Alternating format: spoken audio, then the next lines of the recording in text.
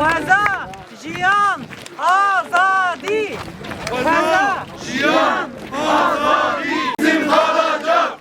Meral bizimdir, bizim kalacak. Meral bizimdir, bizim kalacak.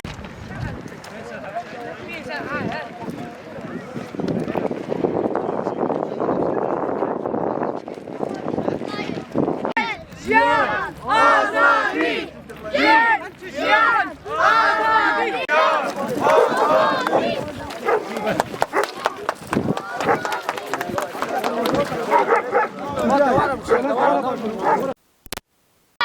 Azadi! Cihan Azadi! Hocam ben size uzanmasın.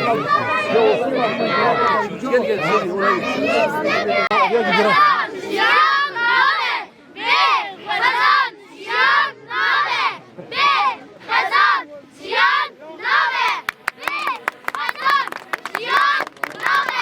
Köyümüzü bizden alamazsınız! Köyümüzü bizden alamazsınız! Azadi! Cihan Azadi! Cihan Azadi! Cihan Azadi! Cihan Azadi! Diyarbakır Barosu'nun Diyarbakır Kültür Varlıklarını Koruma Bölge Kurulu Müdürlüğü'ne başvurusu üzerine Diyarbakır'ın Sur ilçesi Kervanpınar köyünde Hrab Bajar yerleşim ören yeri tespit edilerek 1. derece arkeolojik sit alanı olarak tescillenmiştir. Fakat bu tarihi yerleşim yerini tehdit eden ve gün yüzüne çıkmasını engelleyecek olan Zenkar 1 Güneş Enerji Santrali projesini hayata geçirmek için sit alanı planlanan GES alanının dışına çıkarılarak bitişik arazide ilan edilmiştir.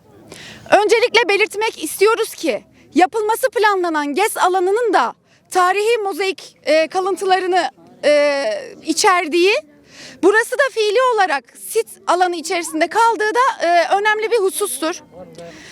Diyarbakır 2. İdare Mahkemesi'nde görülen yargılama kapsamında yapılan keşifte arkeoloji bilirkişisinin tespiti ve raporu da bu yöndedir.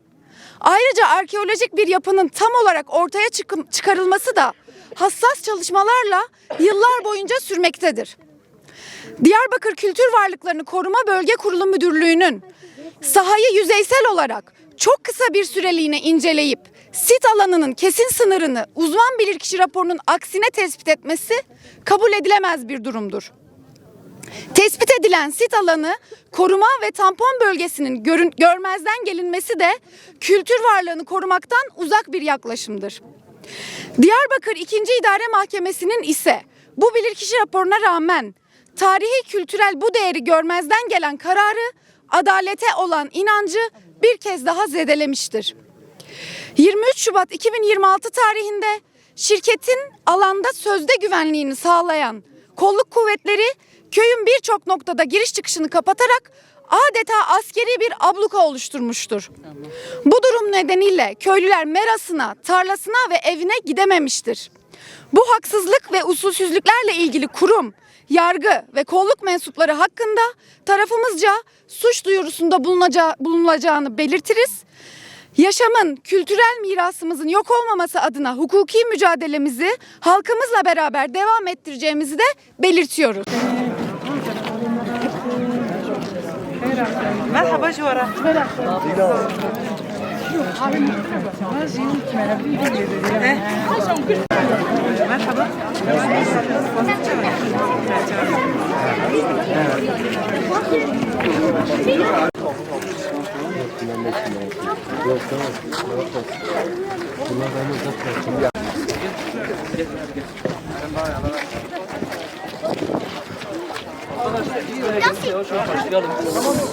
Gerçekten bugün burada çok gururla Kervanpınar köylüleriyle birlikteyiz. Neden derseniz gerçekten bize bugün örgütlü bir toplumun nasıl olması gerektiğini gösterdiler. Ya kendi kendilerine şu anda topraklarına, evlerine, yurtlarına sahip çıkmak için örgütlenmiş bir köy halkı görüyoruz. Ben öncelikle bu örgütlü duruş, bu örgütlü direniş karşısında saygıyla eğildiğimi ifade etmek istiyorum. Gurur duydum ben Kervanpınar köylüsü herkesle. Şimdi neden buradayız? Yine bir talan hikayesi. Evet, yine 3 tane müteahhit kazansın diye, 3 tane şirket kazansın diye Kervanpınar köylüsünün yerini, tarlasını, merasını, otlağını üzerine GES projesi koymuşlar. Yani gerçekten akıl alır gibi değil. Ya bir de adı temiz enerji. Temiz enerji diyorlar bunu. Bakın değerli basın emekçileri, bir kere doğayı korumayan, toplumun rızasının olmadığı bir enerji üretme biçimi temiz enerji olamaz. Yeşil enerji olamaz. Asla biz buna geçit vermeyeceğimizi buradan ifade edelim. Bugün Kervanpınar köylüleri nasıl dimdik duruyorsa ayakta, sonuna kadar onların yanında duracağız ve mücadelelerini birlikte yürüteceğiz.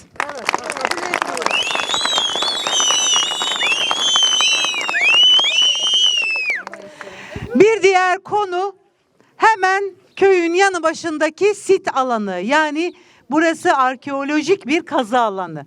Bu ne demek? Tarihi kültürel bir miras söz konusu ve tarihi kültürel mirasın üzerine güneş enerjisi panelleri koymayı düşünüyorlar. Yani tarihimizi yok etmek istiyorlar, kültürümüzü yok etmek istiyorlar. Yetmiyor. Geçim kaynağımızı, yaşam alanımızı yok etmek istiyorlar. Şimdi bu ne demek biliyor musunuz? Bu şu demek: Kervanpınar köylüsü geçim kaynağı aşından, işinden olsun, geçinemesin, sürgün olsun, göç etmek zorunda kalsın demek. Bunu kabul etmiyoruz. Köylülerle beraber burada sonuna kadar direneceğimizi söyleyelim. Ve tabii ki burada yine şirketlerin jandarma tarafından korunması. Yani köylüyü korumayan, köylünün haklarını korumayan şirketlerin haklarını korumak için köylüyü abluk altına alıyor ve köylünün merasına gitmesine izin vermiyor. Ya bunların hepsi işkencedir, hak ihlalidir. Kabul etmiyoruz. Bakın burasının sit alanı olduğu ile ilgili mücadele vermiş Diyarbakır Barosu ve oraya dair bilirkişi raporu var. Sit alanları sadece o alanla sınırlı değildir. Çok belli bir çevrenin de yine korunması gerekir. Biz hem tarihi ve kültürel mirasın korunması ile ilgili olarak hem de Kervanpınar köylülerinin yaşam alanlarının korunması ile ilgili yürütülmek istenen bu yok edici, rantçı, talancı anlayışa karşı yaşamı savunacağız. Doğayı savunacağız ve ekolojik mücadelemizi, ekolojik yaşamı savunacağız. Bugün burada sadece bir mera alanı değil, biz burada bugün kültürümüzü, hafızamızı ve bir yaşamın bütünlüğünü savunmak için buradayız ve yerel halkın gösterdiği bu mücadeleye karşı her zaman Ahmet Ekoloji ve bileşenleri olarak halkın yanında olacağımızı bir kez daha vurguluyoruz. Bu proje yenilebilir enerji ya da işte alternatif enerji olarak bize sunuluyor ama biz bunu kesinlikle kabul etmiyoruz. Çünkü bugün mera alanları üzerinde, birinci arkeolojik sit alanları üzerinde yaşamı, kültürü, hafızayı ve tamamen bir yaşamın bütünlüğünü yok etme çabası var belli sermaye grupları tarafından. Biz her zaman bu birkaç kişinin böyle çıkarını savunan, halkın yaşamını, yaşam alanlarını, mera alanlarını bir şekilde tahrip etmeye çalışan anlayışa karşı her zaman Ahmet Ekoloji Meclisi olarak karşısında duracağımızı bir kez daha vurguluyorum. Bugün burada olan ve bizimle birlikte dayanışan herkese de saygıyla selamlıyorum.